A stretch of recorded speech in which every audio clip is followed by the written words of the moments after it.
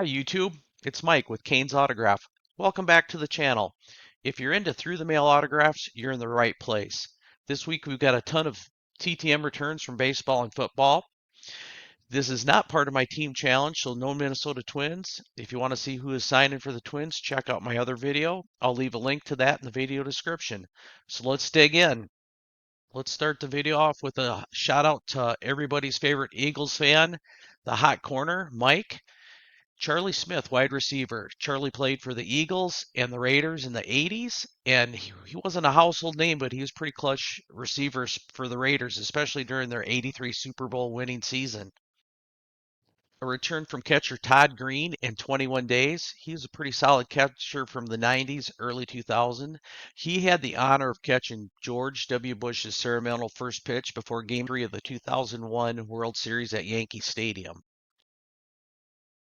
John Curtis returned 2 of 2 cards in 21 days. He was a journeyman career pitcher, pitching for the Red Sox, Yankees, Padres.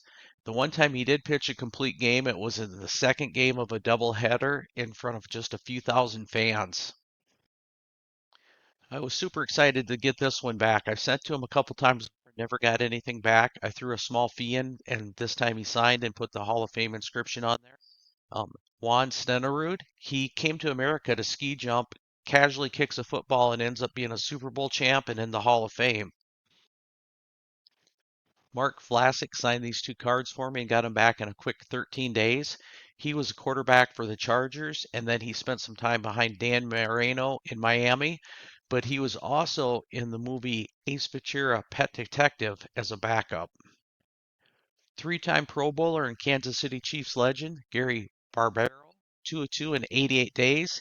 He was known for wearing a clear face shield, which made him even more intimidating to receivers. Stan Bonson didn't mess around in signing this and sending it back. I got it back in a quick 9 days. He was the 1968 American League Rookie of the Year with the Yankees. That year, he threw over 250 innings that season. Part of that Buffalo team that went to 4 straight Super Bowls. Carnell Gardner, 2 of 2 in 26 days, and he was one of the key blockers for Thurman Thomas. 2 cards back from Brian Kelly in 10 days. He was a linebacker for the New York Giants. He was part of that crunch bunch alongside of Henry Carlson and Lawrence Taylor.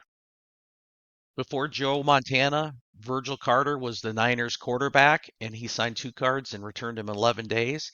He was one of the pioneers of that modern passing game under Bill Walsh. From the University of Mars, according to Monday Night Football announcer Otis Stricknick, 3 of 3 cards back in 13 days, and he's one of those Raiders cult heroes. John Tamergo returned 3 cards, and I'm not sure how many days because I didn't write it down when I sent it out, but he played in the major leagues from 1976 to 1980, primarily as a catcher for the Cardinals, Giants, and Expos. When his playing career was done, he went on to have a long, successful career as a minor league manager and coach. Ryan Millard, 2 of 2 in 10 days. He was an offensive lineman for the Seahawks and Oilers, former college teammate of Eric Dickerson at SMU. And according to Dickerson, he was one of the best guards never to make a Pro Bowl. And then Mike Munoz signed some blue ink on these 3 cards for me and got them back to me in 31 days. He was a lefty pitcher for the Rockies and Tigers, and his dad played in the Mexican League. And I want to share my return from Wanna Shuffle. Send a card in to Belinda, and she does all the heavy lifting. And at the end of the month, you get a card back.